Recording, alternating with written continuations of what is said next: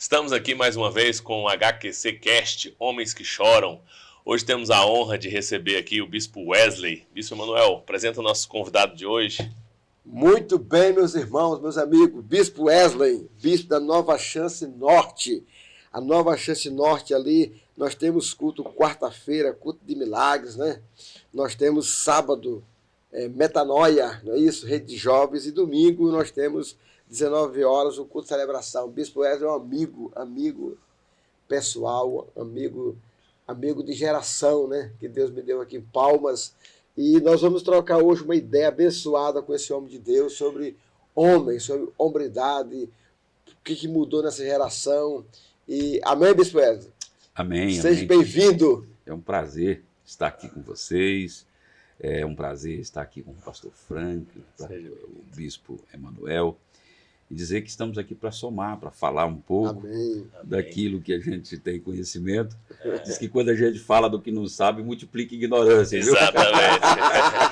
E quando fala do que sabe, multiplica conhecimento. É isso aí.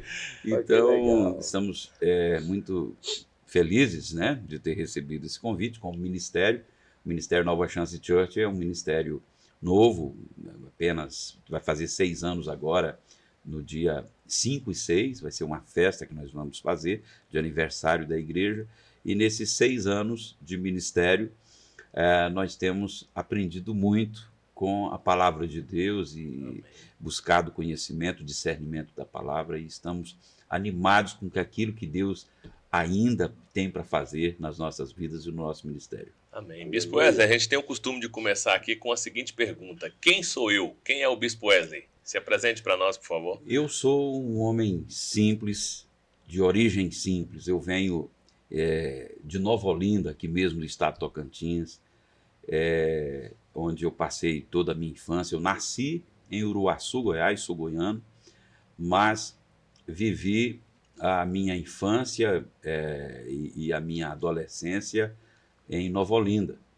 E depois morei por pouco tempo em Anápolis, morei também em Goiânia, morei em Uruaçu, enfim, mas na casa de parentes e tudo, mas sempre retornando às origens, que é Nova Olinda, no nosso estado, e hoje em Palmas, já com 34 anos. De Palmas. De Palmas. Eu cheguei aqui em março de 1991. Então, veio para fundar o estado, quase. Veio.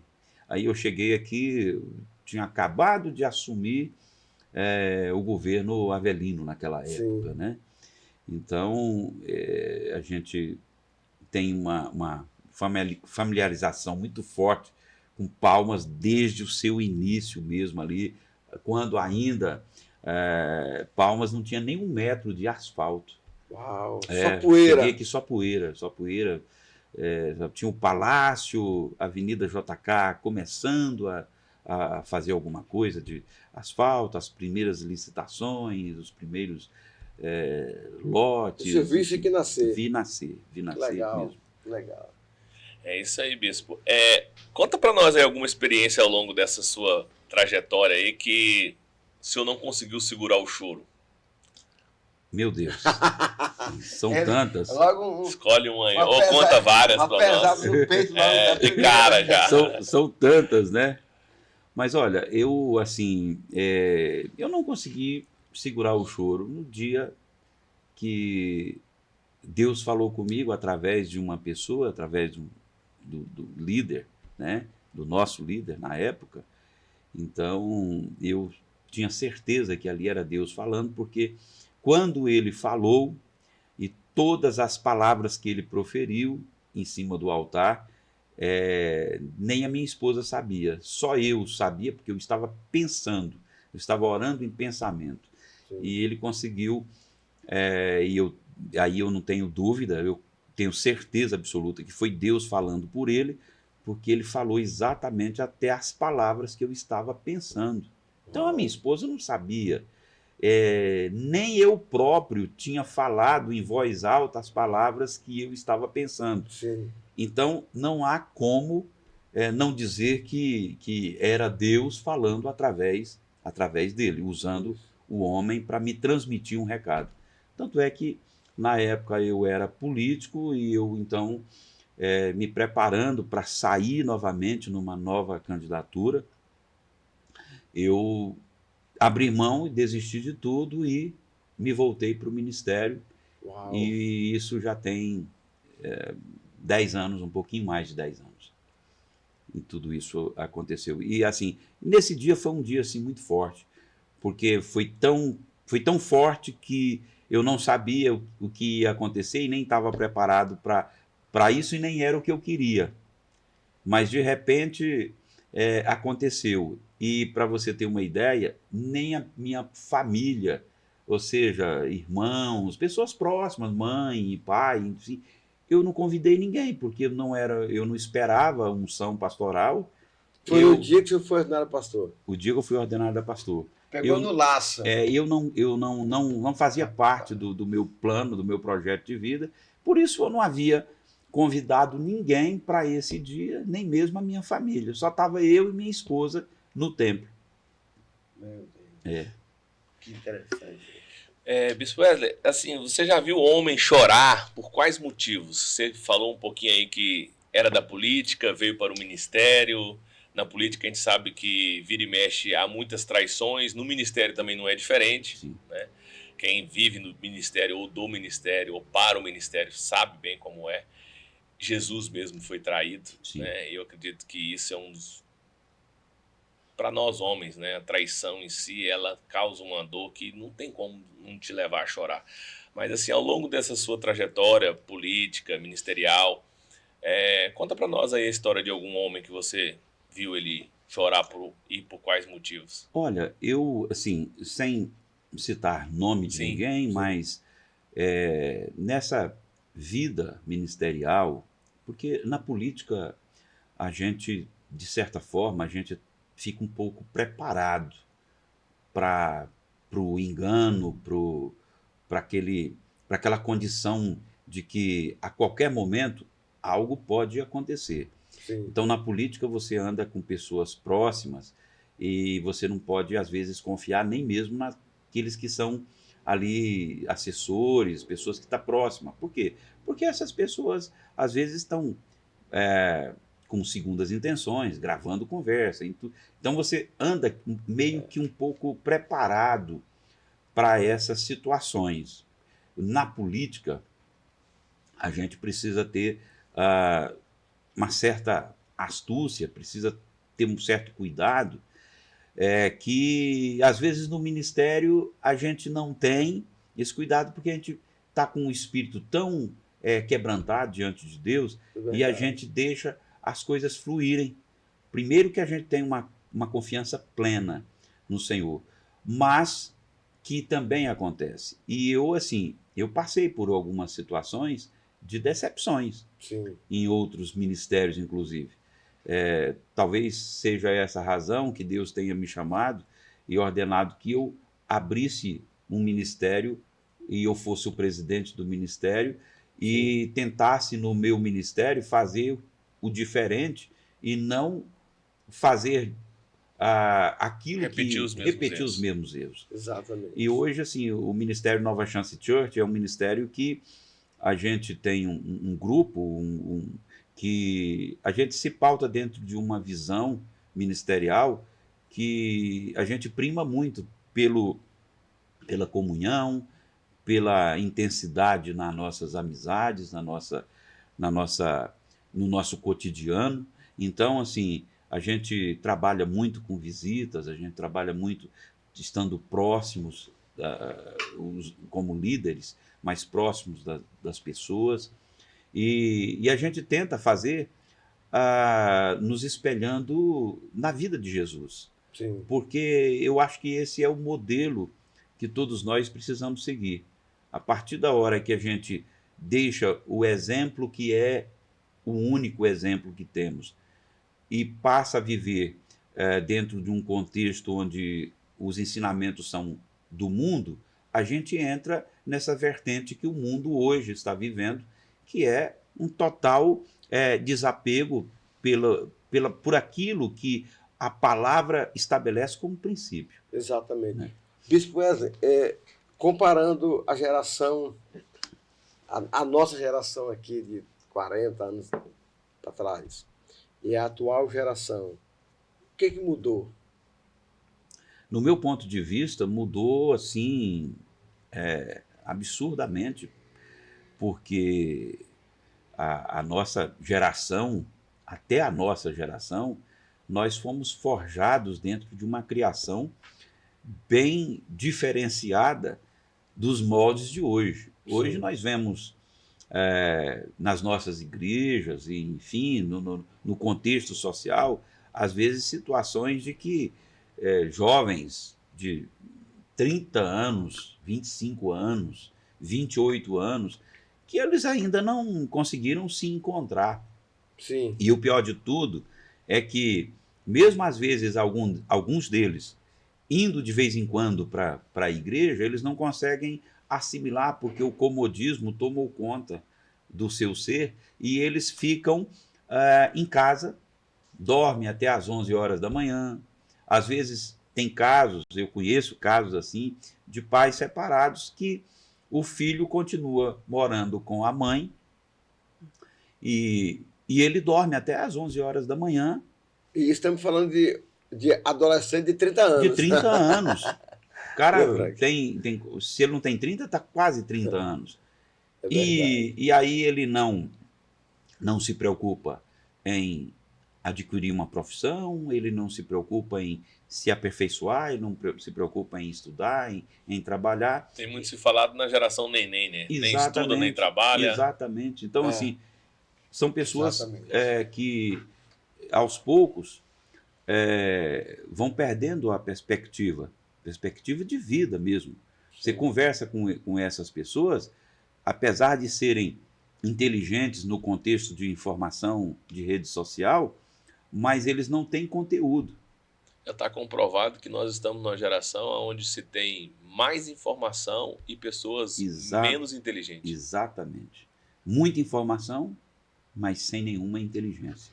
E eu tenho visto também que há uma insensibilidade nessa geração em relação às autoridades, em relação aos pais.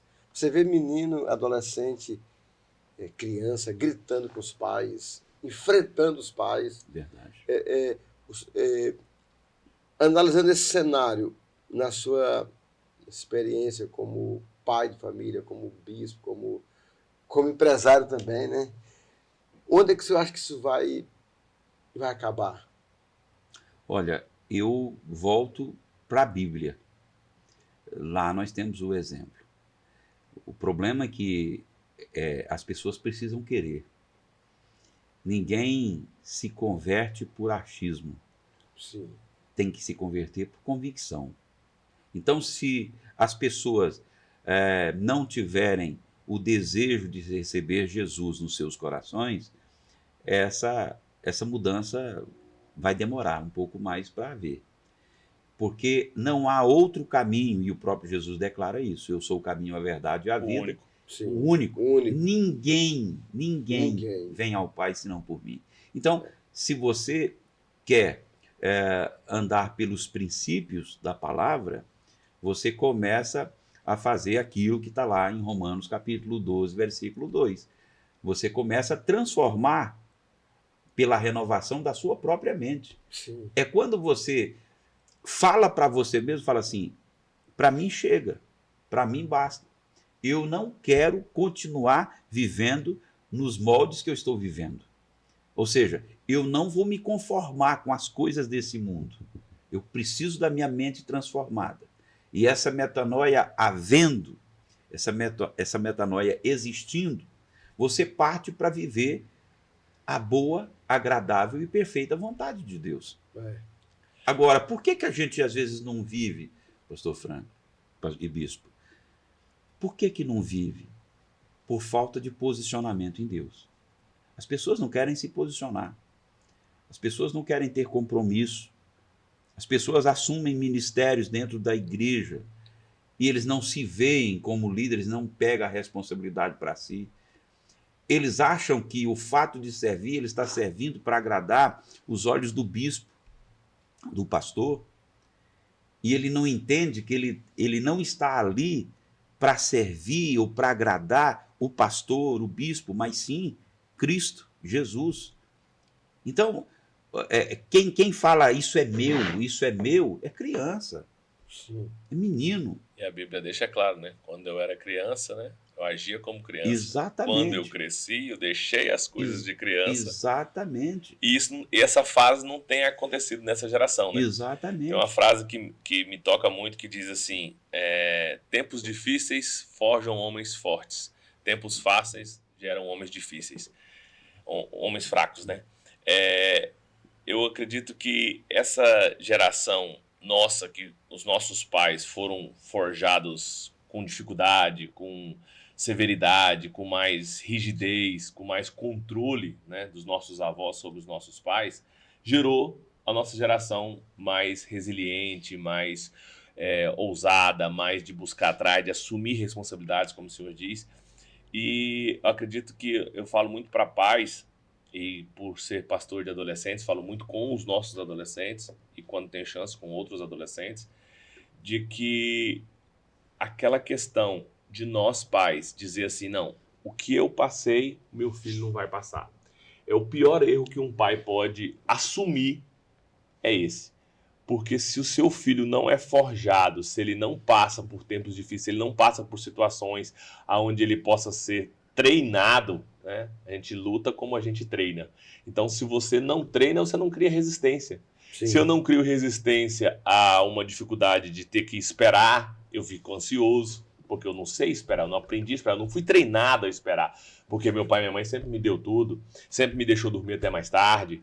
Então eu acredito que o erro está em nós, na nossa geração, porque a geração dos nossos pais nos forjaram. Verdade. E nós estamos forjando essa geração. Então quando a gente começa a fazer assim, eu acredito que a gente vai fazer com que muitos homens venham a chorar ao ver o resultado dos filhos que eles estão deixando para a sociedade. Tem outra frase que me toca muito que diz assim: os pais se preocupam muito com o mundo que vai deixar para os seus filhos. E isso falou muito comigo, e eu tenho 3 filhos, e eu sempre me dediquei ao máximo para eles, são a minha prioridade, meu primeiro ministério, que é a minha família. E os filhos que você tem deixado para o mundo? Quais são os filhos que nós temos deixado para o mundo? O mundo sempre foi mundo. Mas e os filhos que nós estamos deixando? Será que esses filhos vão dar conta de tocar o mundo quando a gente não estiver mais aqui? Né? Ou será que eles vão ter que esperar vir os tempos difíceis para que eles possam ser forjados a serem homens? Então, nessa temática, bispo, na sua concepção, por que o homem ele tem tanta dificuldade de chorar? Olha, eu acho assim que, nesse momento, o homem já está chorando muito. Por quê? Por causa das decisões, das práticas erradas. Eu fiquei adolescente e eu não me lembro de ter visto o meu avô chorando. Sim. Não me lembro. Eram homens fortes, firmes. Não me lembro, sinceramente. Então, dificilmente na velhice eu vi os meus antepassados, né, chorarem. Hoje eu vejo os homens chorando por tudo. E principalmente quando eu falo tudo, porque eu sou extremamente chorão, eu sou extremamente emotivo. E não parece, né? Mas eu sou Sim. extremamente emotivo. Então, hoje, quando a nossa emoção é baseado em emoções por causa da palavra, Sim. por causa de um sentimento, por causa de algo que realmente toca na gente, às vezes o sofrimento do outro, por compaixão, e quando o nosso choro é por isso, a gente entende que, pelo fato de sermos homens hoje com bastante conhecimento e informação pela palavra de Deus, nos torna quebrantados diante do Senhor. Isso. Mas o que a gente vê aí fora é que é um choro de homens por mimimi, porque Sim. são criados com leitinho com Toddy. E de certa forma, eles se perdem um pouco pela criação dos pais, porque outro dia eu assistindo um vídeo, e um cara, um carro bom, um carro importado e tudo, ele parou num lugar onde não era permitido, e ele desceu para comprar alguma coisa. Quando ele voltou, tinha um guarda de trânsito multando o carro dele. Ele entrou em desespero. Ele dava, literalmente, um cara de uns 20 e poucos anos, birra, como se fosse uma criança de 7, 8 anos, de 5 anos. Birra mesmo, que ele rolava na calçada, certo? Pedindo socorro e aquela coisa toda, liga para minha mãe, liga não sei o quê, sabe? Então, essa é a geração fraca. No nosso tempo, dos nossos antepassados, jamais a gente faria um negócio desse pelo fato do guarda estar multando um carro nosso. A gente podia chegar e conversar. Mas da birra, rolar na calçada, desesperar, liga para minha mãe, liga para minha mãe. Então você vê que é complicado. E tem esses vídeos na internet. Assisti teve agora, um que por eu exemplo. assisti esses dias de um que chegou atrasado na prova de concurso vestibular e deu piti na porta E do portão. no portão. Tem vários vídeos desse. Mas esse choro de piti, de birra, é como o senhor falou, realmente ele tá comum. Tá comum. Mas esse choro que lava a alma, né?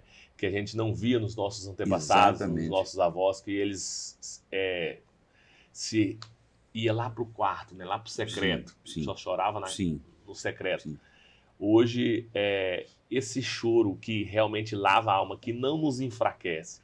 Porque muito da nossa geração, ela era pregada que o homem não chora. Sim, né? sim. Então, o homem, ele tem que... Segura esse choro, menino. Você não é homem. Isso, né? Então, esse choro que lava a alma, esse choro que liberta, né? Libertador. Verdade. Que fala assim...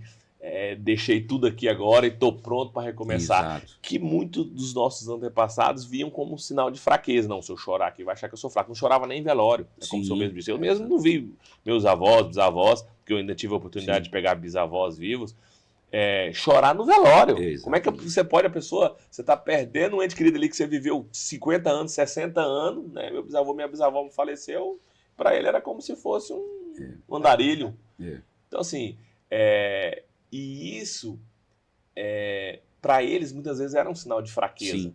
E muitos que nós ainda estamos aqui, herdamos isso dos nossos pais e muitas vezes falam assim, não vou engolir o choro aqui, não vou chorar, porque senão eu vou mostrar que eu sou fraco, que eu sou, né, como o bispo falou, né, o senhor não aparenta. Se o senhor não aparenta que é mais agradável a estrutura, imagina eu, né, que já tem cara ruim, já tenho a voz forte, aí esse aí é que não chora mesmo, se o bispo não chora.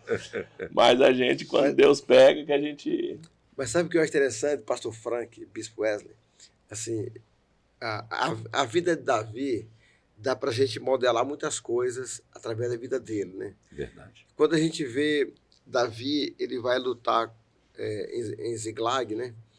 E ele comete um erro estratégico de luta, e aí os amalequitas vêm e pegam as mulheres dele, os filhos e os bens e sequestra, né? Quando Davi chegou da guerra, que ele chegou em Ziklag, estava tudo queimado a fogo, tudo... Enfim, e aí Davi só viu a fumaça e a Bíblia fala que ele chorou até não ter mais força para chorar. Imagina um homem chorar, pastor Frank, até faltar suas forças. São dois choros que muito me impactam, né? E foi um dos que é base desse projeto do Homens que Choram, que é o choro de Davi, esse que ele chora até perder as forças, que é esse choro que a gente está falando aqui. Como é que você consegue levar um homem a se entregar, falar assim, não, agora realmente, porque um choro desse é quando você fala assim, não, acabou, agora não tem mais esperança, não tem mais o que fazer. E o de José, que a gente já até falou algumas vezes aqui, quando ele reencontra os irmãos, que ele tem que deixar o povo e correr e se esconder, e diz que ele chora ao ponto de todo o Egito escutar. E mas o que adiantou ele se esconder? Me diga, porque ele chora para todo o Egito escutar. Então, assim, e observe, só dando uma palhinha, e eu queria que o bispo Wesley nos enriquecesse também, observe que os dois choros de Davi e de José foram choros em relação à sua família. Porque quando toca na família, pastor Frank, não tem como o cara não chorar. Verdade. E por mais que ele tenha sido massacrado por ela, porque José foi vendido, foi, né? Ele ia ser morto pelos próprios irmãos. Tinha que falar assim, tinha que ter a ódio desses caras, mas o choro dele foi aquele de liberdade, de falar assim, eu quero arrancar isso daqui de dentro e eu preciso sobreviver e está me matando. Eu acredito que o choro dele ali foi pegar toda essa dor que causaram com ele e dizer assim, não, eu quero ser livre, eu preciso ser livre, eu preciso botar isso para fora. Verdade. E aí, como é que a gente faz com que esses homens que choram por qualquer coisinha, choro de birra, de mimimi, que nunca deixaram de ser criança, Paulo diz, eis que queria lhe dar os alimentos mais fortes, mas ainda tem que dar leitinho, porque vocês ainda são bebê. Paulo já falava isso lá. Hoje, então, acho que se Paulo vê essa geração de hoje, ele fala assim, sem nem leite, tem que ser só água. Né? Verdade. Porque vocês... Então, assim, mas levar o homem realmente a falar assim, não, eu preciso pôr para fora toda essa criancice, esse mimimi, e dar aquele choro mesmo libertador de falar assim, metanoia, né? Eu preciso mudar de mente, eu preciso renovar a mente, como o senhor citou lá de Romanos. Como é que a gente... Porque assim, o que na sua experiência, como já político, hoje como ministro, o senhor tem visto que o poder público tem feito para esses homens? Porque se você olhar, não em hipótese alguma querendo menosprezar ou diminuir o que é feito para a mulher, mas hoje você tem Casa da Mulher Brasileira, Casa da Mulher, o Dia da Mulher. O Dia da Mulher não é a mesma coisa que o Dia do Homem. Muitos nem sabem que existe o Dia do Homem, né, em junho, 15 de junho. O Dia da Mulher, 8 de março, é feita aquela comemoração, é feito todo aquele... A gente sabe que um pouco é por conta do capitalismo, de vender presentes, etc e tal, rosa, etc. Outubro Rosa, né? Para dizer assim, que não tem nada para o homem ter um Novembro Azul, que é um pouquinho mais difundido, que o povo sabe um pouco mais, que tem que cuidar do câncer de próstata e tal, mas fora isso, você não vê assim um suporte para esses homens. Ou tem, nós não sabemos. A gente já falou aqui, trouxe o pastor Valber falando sobre a Cabana, que é um projeto que tem só para homens, e vão mulheres também, o Legendários, que é só para homens, e outros programas que as igrejas ou o povo cristão está criando para poder resgatar esses homens, tirar esses homens desse mimimi. O senhor tem algum outro projeto, alguma outra coisa que o senhor saiba que está acontecendo, que a gente possa... Trouxe também o Coronel Lacerda, que falou da capelania, né, que a gente achava que atendia somente militares, mas ele disse que é aberto para toda a sociedade, que ali tem todo apoio psicológico, fisioterapeuta, então tem vários outros suportes. Então a gente criou esse Homens que Choram exatamente para trazer para esses homens, cara, eu tô aqui desesperado, eu tô vendo meu filho desse jeito, como é que eu faço? Aonde eu corro? Por que eu faço? Né? Eu preciso me libertar disso, eu preciso botar isso para fora, eu preciso chorar mesmo, com quem? Cadê o ombro onde eu vou chorar? Né? Então, assim, na sua concepção, o que o senhor tem visto assim, do poder público, ou mesmo das próprias igrejas, que tem feito para a gente poder ajudar esses homens a ter esse choro de Davi, esse choro de José, e conseguir mudar de vida e resgatar suas famílias?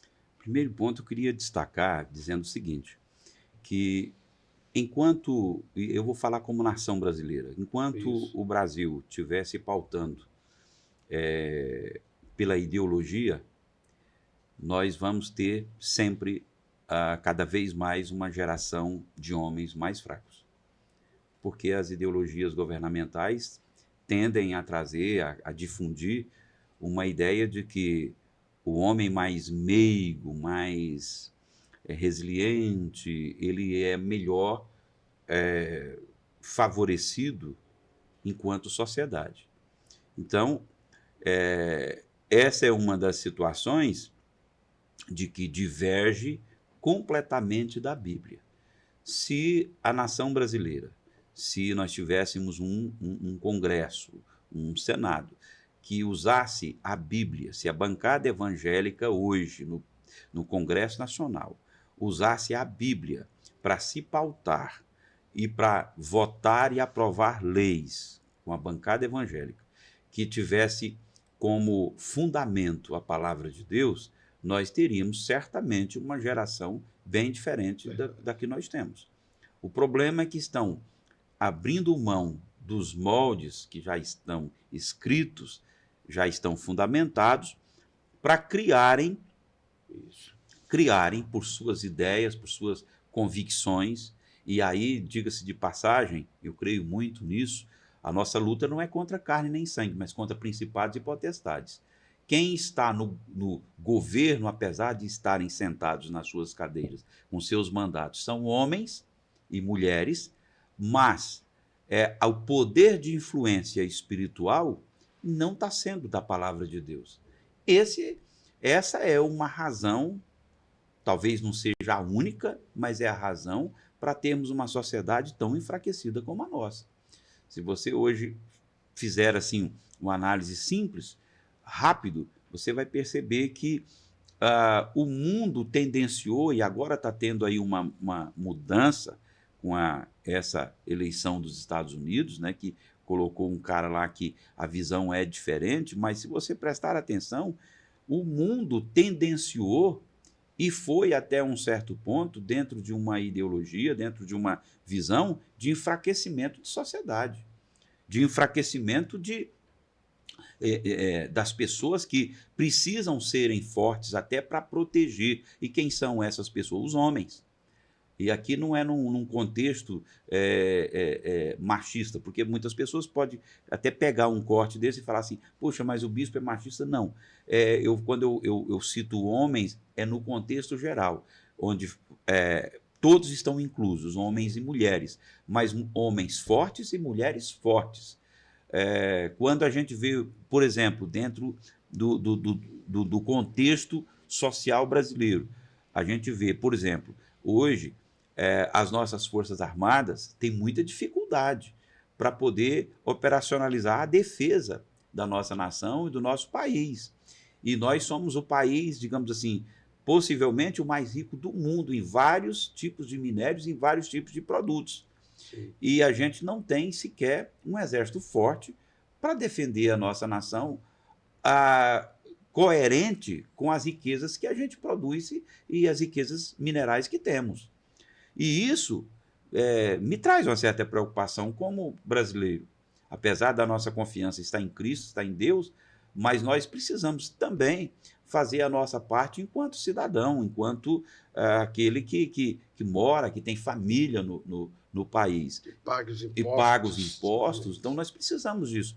E eu vejo assim, a saída, a perda do foco, que é a palavra de Deus, para que se faça leis que sejam coerentes com o fortalecimento da sociedade. Isso aí é o que eu tenho em mente, é o que eu analiso e falo, puxa vida, mas se nós temos os moldes, já está tudo escrito, está tudo pronto, por que não nos basearmos dentro daquilo que já tem? Apesar de que as nossas constituições, tanto a americana quanto a brasileira, são pautadas pela Bíblia, né? Agora, de um tempo para cá, é que eu vejo muitos falando, nós vamos tirar isso, vamos tirar a Bíblia das escolas, vamos tirar a Bíblia não sei de onde, vamos e tal. Gente, a partir da hora que você tira Deus do seu convívio, do seu, apesar de se respeitar todas as religiões, mas se você tirar Deus do convívio, só vem dificuldade, problema, desgraça, porque a desgraça ela é a falta da graça, a falta da presença da graça. Então, a partir da hora que você tira a graça é quem? Jesus, é Cristo. Se você tira, então é porque você não quer. E aí sim, por causa disso, a nação vai enfraquecendo. Essa é a verdade. Interessante que que o homem ficou para assumir responsabilidade. Sim. Sabia? Quando Davi está transicionando o reino para Salomão, seu filho, ele fala uma coisa importante para Salomão. Ele fala, Salomão, seja homem. A palavra que ele dá para Salomão antes de ele morrer. Porque quando o homem ele vai mudar de estação, não é machismo, mas ele tem que mostrar que ele é um homem. Exato. Certo? Quando ele vai assumir uma empresa, uma igreja, Exato. quando ele vai assumir uma família, Exato. Quando ele vai assumir qualquer função na sociedade, ele tem que mostrar que ele é homem. Foi o que Davi falou para Salomão: meu filho, seja um homem. Quer dizer, tu não é mais aquele adolescentezinho, não. Agora tu é um homem que vai assumir um reino. Eu acredito que esse mentoreio de Davi para Salomão é o que está faltando hoje, inclusive entre os pais. Exatamente. Porque os pais, pastor Frank, a gente culpa muito, às vezes, os adolescentes. Mas os pais também não têm estado com seus filhos. Verdade. Na mesa, para conversar. Verdade. A Bíblia fala assim: ensina o teu filho sentado, andando, no caminho, levantando, indo para a escola, indo para o trabalho, vai ensinando. E os pais hoje não têm mais muito tempo. Tem até uma história de um menino que queria comprar 1 hora com o pai dele. Sim. E aí eu acho que a gente também tem que trazer esse mentoreio para os pais. Verdade. Não é, bispo? Até porque o ser humano, ele é muito pautado, ele se espelha em alguém. Você pode prestar atenção. Sim. Principalmente o filho. Principalmente o filho. E quando você vê filhos não querendo se parecer com seus pais, é porque eles não conseguem ver nele exemplos para se espelharem. Exatamente. Então, isso é um negócio muito sério. Eu sou muito preocupado com isso, com o testemunho que você carrega. Sim. Porque aquilo que você carrega faz uma diferença muito grande em todos os lugares por onde você passa. Se você é homem de Deus, você precisa carregar o Espírito Santo, e onde você entrar, você tem que ser reconhecido como tal. E diga-se de passagem, nós precisamos, inclusive, não aceitar menos do que isso. Amém. Concordo. Os homens de Deus não podem aceitar menos do que isso. Se você é pastor, em todo lugar que você chegar, você é pastor. Todo lugar, você é bispo, todos os lugares. Você é apóstolo, todos os lugares. Você não pode aceitar menos do que isso, não por soberba, não por orgulho. É porque senão você diminui aquele que você carrega. Porque aquele que você carrega é que te torna forte. Você nunca vai ser considerado como forte pela tua própria força, não é pela força do teu braço, da tua influência, do teu poder político, do teu conhecimento. Você se torna forte é porque aquele que é forte, que você carrega, te faz forte. Quando você quer ser forte por sua própria força, por sua conta e risco, você é fraco. Sim. Mas a partir da hora que você se torna forte, reconhecendo aquele que é forte, que mora dentro de você, você passa a ter, por todos os lugares que você anda, você passa a ter o domínio, você passa a ter a posse. A posse que eu falo não é de documento, de dono, é a posse espiritual. Verdade. Então, os homens de Deus precisam muito, porque tem muito homem de Deus aí também cheio de mimimi. Cheio de história, Verdade, de não sei o quê. Você conversa com o cara, você vê que a conversa dele não é aprumada. Você conversa um pouco, você fala assim, esse cara tem um pouquinho de desvio de caráter, a conduta dele ele não está bem fundamentado pela palavra, ele não é estudioso, ele não busca conhecimento na palavra, ele é meio, assim, meia boca. Então, a gente tem que ter um certo cuidado, porque no meu ponto de vista, eu acho que, inclusive, a igreja precisa passar pelo processo de conversão de novo. Amém. Porque eu estou vendo muita gente fazendo e criando muita coisa e tal, mas, assim, quando você busca o fundamento, ele está mais para poder fazer número para o seu templo, enchendo o templo de pessoas vazias, Sim. e continuando lá vazias por falta de conteúdo, e todo mundo criando uma expectativa de receber de Deus algo que possa levar ou promover ele a alguma situação de enriquecimento rápido de coisas e tal. E eu não me lembro, pelo menos a Bíblia que eu leio, eu não me lembro de Jesus ir para a cruz, morrer na cruz para você ou eu ficar rico. A Bíblia que eu leio é para que eu e você fôssemos salvos, os nossos pecados fossem remidos pelo sangue, perdoados. Então, assim, é um contexto de que a igreja precisa primar na conversão, na estruturação, nós precisamos primar pelo entendimento da palavra, pelo discernimento da palavra, ou seja, nós temos que absorver a palavra e nela ruminar, ou seja, meditar de dia e de noite. E a gente não pode ter dubiedade Sim, na nossa relação com Deus. verdade, concordo. Eu vejo isso e eu fico estarrecido. Fico pensando, meu Deus, mas por que homens que tem um chamado lindo, que e cresceu tanto, mas você conversa com ele, você percebe que as suas entranhas estão cheias daquilo que não vem de Deus. É claro que se a gente for analisar, isso não acontece só na nossa geração. Aconteceu lá atrás, aconteceu com Salomão, Sim. né? As suas mulheres levaram a profanação, Perverteu o coração. perverteu.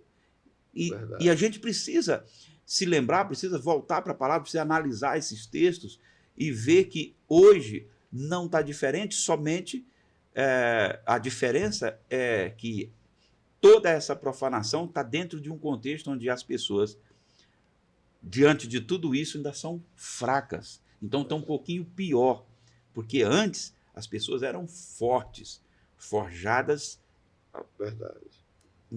No fogo. no fogo mesmo.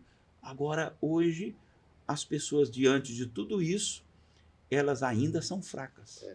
Fracas. E quando elas, pelo fato de elas serem fracas, são cooptadas com mais facilidade pelo maligno, pelas trevas, e aí é a derrota. No seu ponto de vista, Bispo, por que você acha que não se vê mais homens fazendo milagres como se fazia na época de Jesus? Como Sadraque, Mesaque e Abednego, que toparam cair na fornalha, como Daniel resolveu cair na cova dos leões, e falou, não, para onde for eu vou. Isso é um sinal de rendição. Acredito que a palavra certa seria essa. Dizer assim, não, eu sou homem e estou com Cristo em qualquer situação. Está chegando tempos em que os fim dos tempos está chegando, os dias estão sendo abreviados, os pais estão se levantando contra filhos, filhos contra pais. Cada dia que passa, a gente vê mais e mais a palavra de Deus sendo cumprida. Então, Jesus disse que quando vires esses sinais, está chegando o fim dos tempos. Muito me incomoda quando eu começo a ler e vejo quanto trabalho o povo de Israel deu para Deus, e Deus por diversas vezes quis destruir o povo. E por conta de Moisés, Deus perdoava e Deus dava mais uma chance para o povo. Mas por 2 vezes seguidas, lá do caso de Dotã e Abirão, Corá, lá que abre o chão, engole ele, vem o fogo e consome 250 que achavam que estavam mais perto, mais próximos de Deus e tinha muito mais autoridade sobre o povo do que Moisés. E Deus fala, sai Moisés, sai, que eu vou descer fogo, vou consumir todo mundo. Moisés, não pai, por causa de um homem só o senhor vai fazer tudo isso, não faça isso. Outra vez, porque o povo vão falar de você, tirou o povo do Egito para matar no deserto. Então, calma, Deus. Um homem acalmando a ira de Deus, né? E depois de passar por tudo isso, no dia seguinte vem toda a comunidade contra Moisés e fala que Moisés que matou todo o povo, sendo que eles morreram pelos seus próprios erros. E aí, assim, como é que o senhor vê, assim, na visão de Deus? Será como que Deus está nos vendo hoje, né? Será quem são os Moisés, os homens que têm clamado para que Deus não destrua a terra? Porque Sodoma e Gomorra foi destruída, toda a geração foi destruída, e vimos já de uma geração de Noé, não mais adâmica, mas de Noé, porque toda foi destruída e só restou a família de Noé. Então, por diversas vezes, Deus foi colocado à prova e executou e fez justiça. E eu acredito que uma das questões que mais gera impunidade, gera criminalidade, é a impunidade. Quando você faz as coisas e não acontece nada e não gera consequências imediatas como era, né? Você se levantou contra Deus, fogo já descia, já consumia, pronto. Os outros já ficavam de alerta. Já botava a barba de molho, como dizem por aí. E hoje eu acredito que por Deus não estar agindo de forma tão enérgica, tão imediata, gera essa sociedade que nós estamos convivendo. Mas, assim, na sua concepção, por que nós não... Porque hoje a comunicação é muito mais fácil que antigamente. Antigamente você tinha que mandar carta, demorava meses para chegar, para você responder. Você ficar sabendo uma coisa que aconteceu lá em Israel, chegar aqui, quase anos, meses, anos. Hoje não, hoje você faz qualquer coisa aqui, um já está filmando no celular, já está no Brasil todo, já está no mundo todo. Então, se estivesse acontecendo, nós estaremos sabendo. E por que não está acontecendo? Não tem muito a ver com essa questão de não termos mais os profetas, os Moisés, o Jó, que Deus pôde falar para Satanás. Aí, ó, veja Jó, um homem íntegro, um homem honesto, um homem de caráter, um homem que não se há dolo. E liberar para Satanás tentar ele da forma que quiser, só poupando-lhe a vida. Aonde estão esses homens? Pastor, eu gosto muito de analisar as coisas. Eu gostei muito da colocação. E nós não perdemos os profetas, não perdemos os homens de Deus. Deus tem levantado uma geração de homens de Deus, mulheres de Deus. Só que tem um detalhe. O povo em si, as pessoas em si, elas estão muito no oba-oba. Sim. E a idolatria aos homens, às mulheres de Deus, está num nível muito grande. Verdade. E isso tem atrapalhado Deus fazer a obra da forma que ele gostaria de fazer. Poxa, alguém pode dizer, mas bispo, alguém teria o poder para atrapalhar Deus? E eu diria o seguinte: ninguém tem o poder para atrapalhar Deus, mas Deus deixou algo que é muito significativo para nós todos. E ele começou lá no Éden. Ele disse: olha, coma de todo o fruto, menos do fruto daquela árvore. Ali iniciou o livre-arbítrio. Porque a árvore do conhecimento, do bem e do mal, estava no centro do jardim. Ele colocou no centro. Ali era para que o homem abrisse mão e obedecesse a Deus. E tudo que Deus aguardava era só obediência. Então, vamos para os dias de hoje, para a nossa geração. O que Deus aguarda de mim, de você, de todos nós, é somente a nossa obediência. Por que Deus não fulmina agora a minha vida e a vida dessa geração toda? Por falta de poder, por falta de vontade? Eu creio que não, porque Deus nunca mudaria a forma de pensar, até porque Ele é santo em tudo. E todos os formatos e toda a forma que Deus pensa, e quando Ele aplaca a sua ira sobre uma geração, ninguém pode pará-lo.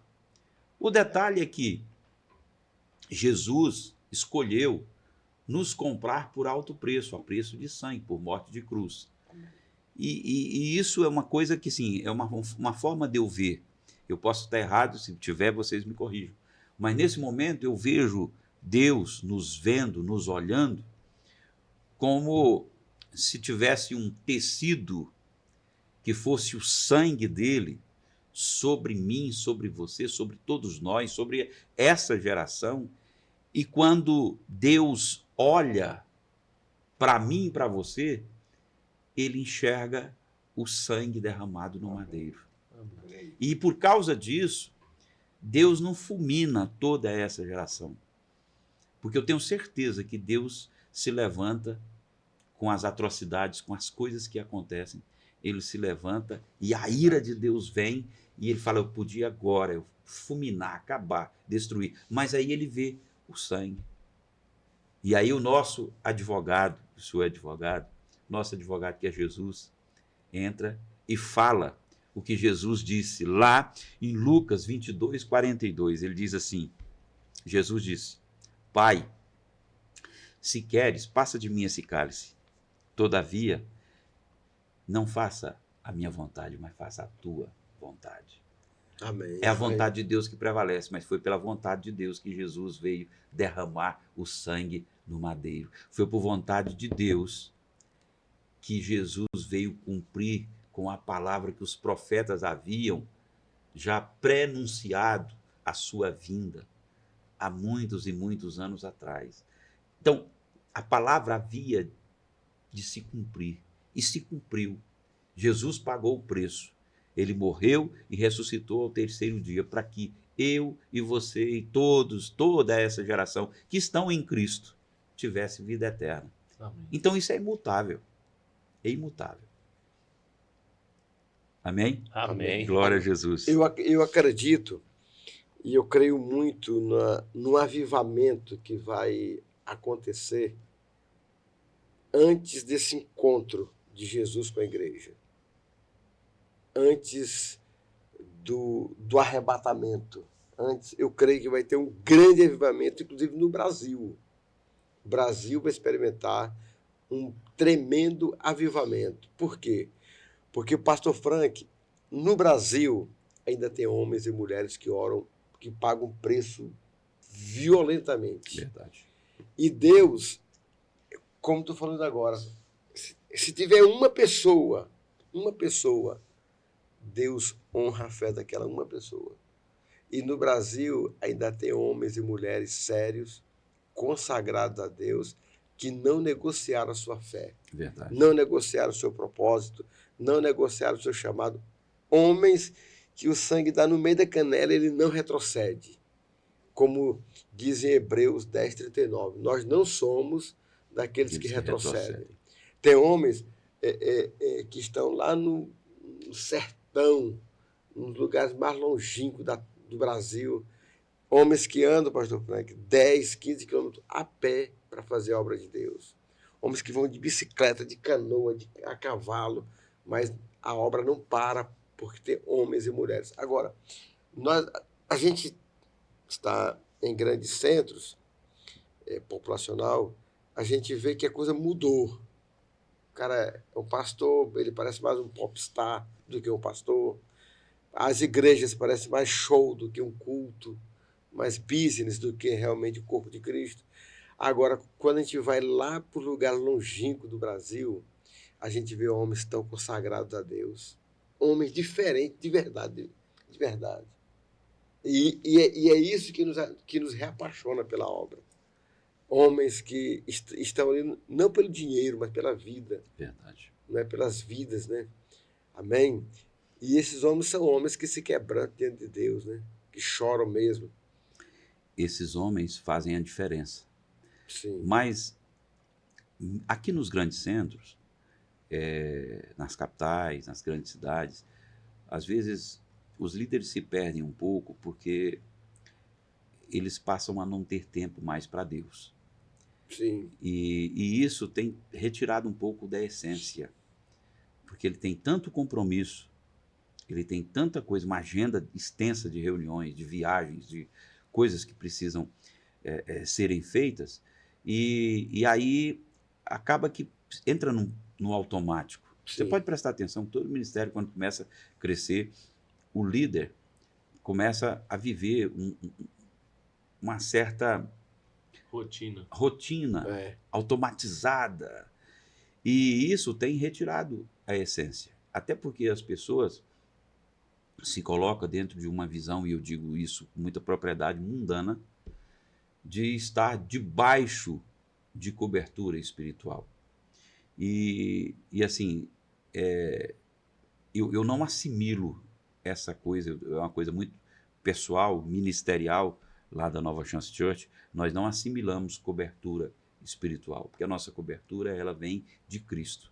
A gente usa as cartas de Paulo para fundamentar a nossa visão ministerial, e a gente deu como denominação a isso que eles chamam de cobertura espiritual para suporte espiritual, porque entendi. nós entendemos que aquele que se coloca como servo é quem está disposto a ser o maior no reino. Então, se você não estiver disposto a servir, você não está pronto para ser maior. Você não está pronto nem para entrar no reino. Uhum. Porque o próprio Jesus, ele veio Não para ser servido, não para se servir, mas para ser servir. servo, para servir, para entregar. Por isso que Jesus lava os pés dos discípulos, para dar exemplo. Eu não vim para ser servido, eu vim para servir, eu vim para entregar. Amém. E é nesse contexto que a essência dos ministérios precisam ser retomadas. Estou entendendo. Precisa, porque as pessoas estabelecem os seus grupos nós chamamos lá, o nosso grupo é grupo de avivamento. Então, assim, muitas igrejas chamam sei lá, de PG, de células, enfim. Então, e aí começa a estabelecer na vida dessas pessoas uma verdadeira controle. Entendi. E eu diga-se de passagem, cara, eu não encontro nenhum lugar da Bíblia onde Deus instruiu o homem ser controlador, dominador de outro homem. Pelo contrário. Pelo contrário. Maldito homem que confia no outro homem. Exatamente. Então, assim, nós temos que trazer os moldes e pelos moldes da palavra nos moldar para que a essência de Deus, a essência de Cristo, retorne, inclusive para os grandes templos, para as grandes igrejas, para as grandes denominações. Porque as pessoas têm muito compromisso, estabelecem uma série de líderes, levanta pastores, evangelistas, bispos e tal, e vai levantando. E aí eles se tornam chefe de 100, chefe de 50, chefe de 10, chefe... Mas isso não tem base. Cadê a base disso? Paulo, quando ia se apresentar, ele começa escrevendo, Paulo, apóstolo de Cristo, ou seja, servo de todos, por ordem de Deus. Ele sempre se colocava numa posição de ensinar, de suporte. Suporte é o quê? Suporte é aquilo que as pessoas pisam e serve como base, e não falo pisa no sentido do orgulho, do preconceito, né? Pejorativo, mas que pisa numa plataforma sólida, firme. Suporte é isso. Suporte é para você, é aquilo que você usa para pisar, entendendo, falar, ó, esse aqui tem base bíblica, esse cara aqui eu confio porque ele tem vida com Deus, é um homem que estuda, um cara que ora, que sabe do que está falando, e eu estou aqui porque eu sei, eu conheço, eu estou pisado nessa base porque eu sinto firmeza. E é essa firmeza, é essa essência que Deus aguarda que os homens de Deus passem a ter. Mas, bispo, eu não sei se é uma palavra profética que eu vou dar aqui. Amém. Ou se é intuição do... Não, vindo do Senhor é profeta. Mas eu creio, assim, que esse avivamento que o Brasil vai passar, quem vai protagonizar o avivamento serão as pequenas igrejas. Igrejas que ninguém dá nada. Concordo. Igrejas inexpressíveis. Os grandes ministérios vão ruir, vão rachar no meio. Sabe por quê? Porque Mamon está começando a dominar os grandes ministérios. O dinheiro. E não se pode servir a dois senhores. Exatamente. O próprio Deus, pastor Frank, vai rachar grandes ministérios. Vai vir uma pedra, como veio para a estátua lá da Babilônia, que quebrou a cabeça, o peito, o tórax, as pernas, os braços, os dedos. E os grandes ministérios vão ruir. Sabe por quê? Por causa de Mamon. Não se pode servir a Mamon e a Deus. Verdade. E Deus vai levantar igrejas lá das periferias, igrejas lá da cidade que ninguém dá nada, e Deus vai levantar essas pequenas... Porque se você for parar para perceber hoje, compara uma igreja, e para Deus não tem muita diferença. Se bem que Deus gosta de números. É tanto que ele deixou um livro de números na Bíblia. Né? Mas compara uma igreja de 100 membros e uma igreja de 10 mil membros. Talvez a de 100 membros faz mais coisa que uma de 10 mil membros faça. Sabe por quê? Porque uma coisa que a igreja não pode perder é a simplicidade. voltar àquele evangelho puro e simples, lá de Atos 2. Voltar ao jeito bíblico de ser igreja. E eu acredito que a gente começou falando do assunto, entrou em outro, né? Olha aí. Mas está falando de obridade. Eu acredito que a igreja ela tem que voltar, porque ela se perdeu. Verdade. A igreja tem que voltar ao jeito bíblico de ser igreja. Amém? A gente recebeu um convidado aqui, o Padre Adécio. Uhum. Ele tocou a história do Padre Fábio, né? Que ele fala do Padre Adécio, que é repetindo a fala do Padre Fábio, que diz que ele se perdeu, né? Uhum. Que com a fama, com o sucesso, ele se perdeu. Isso que o senhor está falando, né? Sim. Então a agenda dele se tornou tão exaustiva, né? Que hoje ele está passando por um processo grave de depressão, porque as pessoas chegavam nele e não era para pedir a bênção, era para pedir um autógrafo, era para pedir foto. Exatamente. Né? Então eu acredito que é isso que nós estamos tendo no meio, tanto católico, evangélico, das igrejas em geral, independente de placa de igreja, que se você for ver a história dos 12 apóstolos, você não vê nenhum de carrão, de mansão. Não estou dizendo que isso é mal, que não tem que se perseguir isso, não, pelo contrário. Mas você vê que aqueles que realmente se dedicavam à obra, Jesus falava assim, ó, vai, não leve não leve uma capa, não leve uma bolsa, não leve nada. E se alguém não te receber bem, sacode a poeira do pé e segue viagem, que aquele ali não recebe. Então assim, Deus supria em todo momento todas as necessidades. E Paulo, eu gosto muito de Paulo, porque em 2 Coríntios ele fala dos super apóstolos, né, que chegavam e começava a ser um peso para a igreja, e ele fala, em momento algum eu fui peso para nenhum de vocês. Exatamente. Né? Muito pelo contrário, às vezes eu tirava de outras igrejas que me mantinham para eu vir pregar para vocês, mas em nenhum momento eu quis ser peso para vocês. E em nenhum momento nada me faltou. Né? E a gente vê que muitas vezes o homem ele está tão corrompido que ele só vai por determinada cifra, ele só vai, né? Sendo que Jesus sempre nos ensinou o contrário, de graça recebei, de graça dai.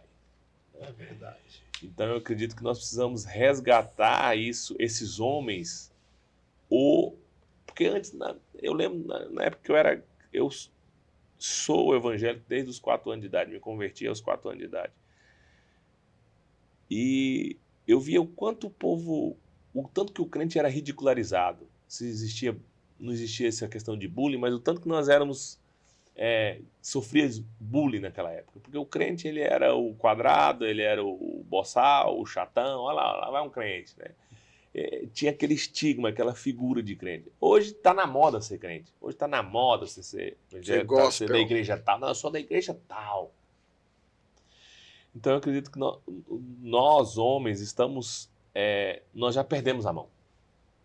E eu não sei como, mas é preciso que Deus, através de programas como esse, através de um bate-papo, a gente comece a levantar um clamor para que isso possa ser restaurado. Como é que o senhor vê isso?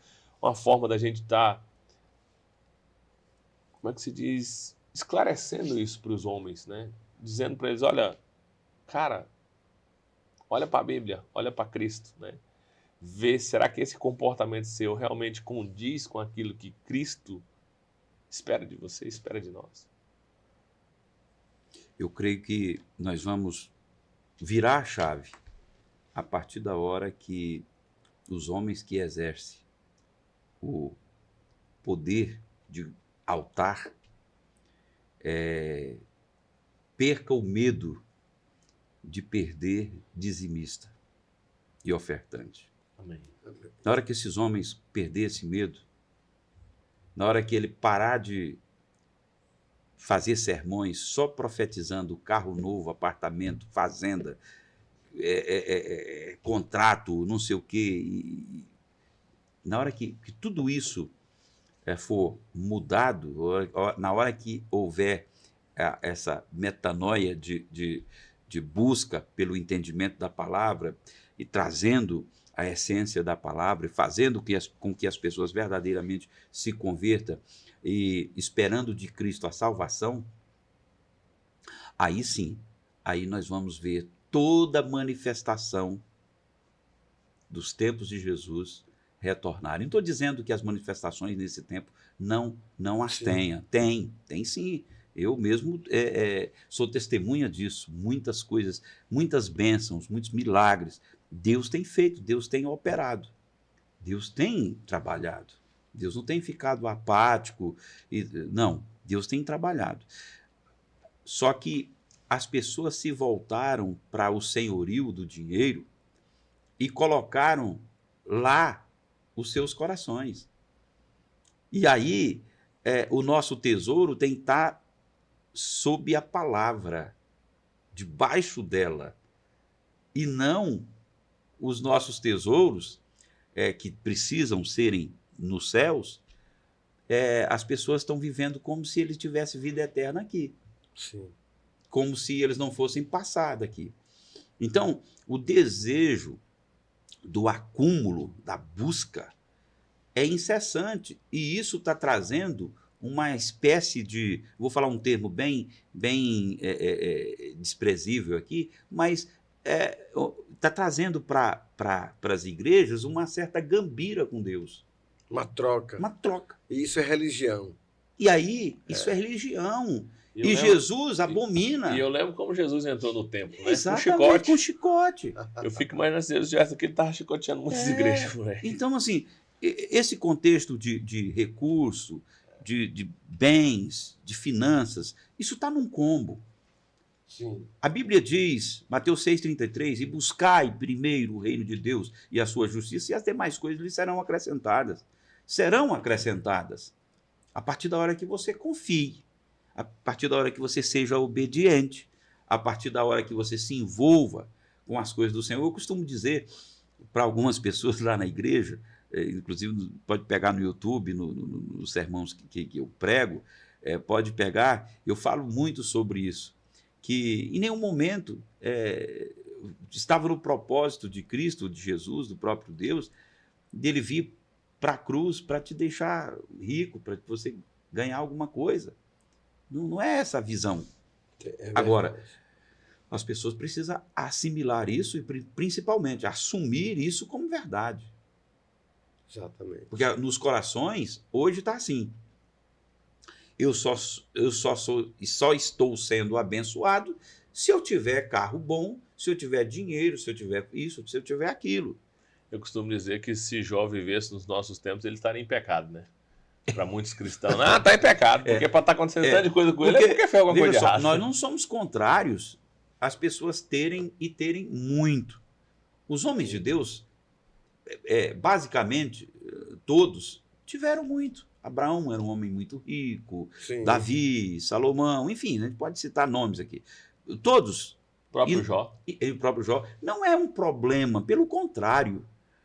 O problema é estabelecer a riqueza como o seu primeiro. Exatamente. O problema é esse. Então, o seu primeiro, a sua primeira demanda é Jesus. É o reino. O reino. Amém. O resto será acrescentado. É essa visão que nós temos que ter.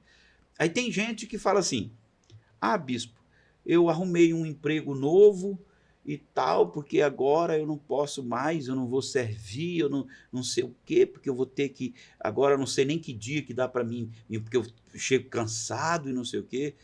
Eu já falei para alguns, eu digo, irmão, irmã, dispensa o emprego. Como assim, bispo? Eu vou ganhar o dobro. Eu digo, não foi Deus que te arrumou esse emprego, irmão. Foi Satanás que te arrumou. Por quê? Por que o senhor fala um negócio desse? Porque toda coisa, qualquer coisa que venha te distanciar de Deus, da palavra, não procede de Deus. Você é filho. Você é escolhido de Deus. Você acha que Deus ia te dar um emprego para te afastar dele? Qual é o pai que quer distância do seu filho? Não, bispo, o que o senhor está falando e tal, e eu não posso aceitar porque isso aqui eu vou ganhar isso, eu vou ganhar aquilo. Eu digo, não vem de Deus. Porque nem tudo que Deus permite, Deus abençoa. Deus permite a água sair da rocha. Nem tudo que Deus permite, Deus abençoa.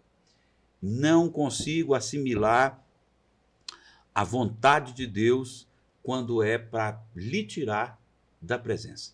Porque a Bíblia diz, a palavra vem pelo ouvir, e o ouvir da palavra de Deus. Ou seja, se você está fora não está ouvindo a palavra, se você não está congregando, se você não está buscando o Senhor, mas eu busco no meu secreto. Busca no primeiro dia, enquanto a tua fé ainda está como brasa acesa. A partir da hora que ela começar a criar as primeiras cinzas, você vai se distanciar e nem no teu secreto mais você vai buscar. Por isso eu não aceito essa argumentação. Se você não congrega, meu irmão, se você não está indo para todos os cultos, você está falhando com o Senhor. Você não está buscando em primeiro. E para buscar em primeiro, você precisa ser resiliente à palavra. Amém. Amém. Bispo Olha que Wesley, bênção. traz para nós aí, para esses homens que estão nos ouvindo, uma palavra de finalização aí, cara. Se deixar aí, a gente vai passar o dia todo falando, mas Glória a Deus. é chegada a hora da gente encerrar. E se o senhor puder trazer uma mensagem para esses que nos ouvem. A mensagem que eu quero deixar para você que está nesse momento nos assistindo, que ainda irão nos assistir, eu quero só frisar algo que eu tenho certeza que é muito importante. Não deixe de servir a Deus por nenhuma razão. Afasta de você, dá ordens espirituais para aquelas situações que você se sinta cansado, desmotivado, entristecido, que às vezes o teu coração está ao ponto de jogar a toalha. Então, resista, porque todas essas obras não vêm de Deus, vêm do maligno, para lhe roubar a presença. Então, continue fixo, firme, e se você ainda não tem uma igreja, procure uma das inúmeras que tem na cidade e comece a levar, não ir só você, mas leve toda a sua família. É o melhor lugar para você estar. É o lugar onde a presença de Deus se manifesta. É o lugar onde você vai assistir, vai ouvir e vai receber uma palavra rema para o teu coração, para a tua casa, para a tua família, para os teus negócios. Seja próspero em tudo que fizeres, por onde tu andares, que as bênçãos do Senhor repousem sobre a tua casa e a tua família. Que em nome de Jesus, a graça de Deus, o favor de Deus esteja sobre ti e sobre tudo aquilo que o Senhor lhe entregou para administrar. Em nome de Jesus. Amém. Aleluia. Bispo Manuel, encerra para nós aí. Deus abençoe sua vida. Até a próxima semana. Obrigado. Esse é mais um episódio do HQC Cast. Te aguardamos no próximo episódio. Forte abraço.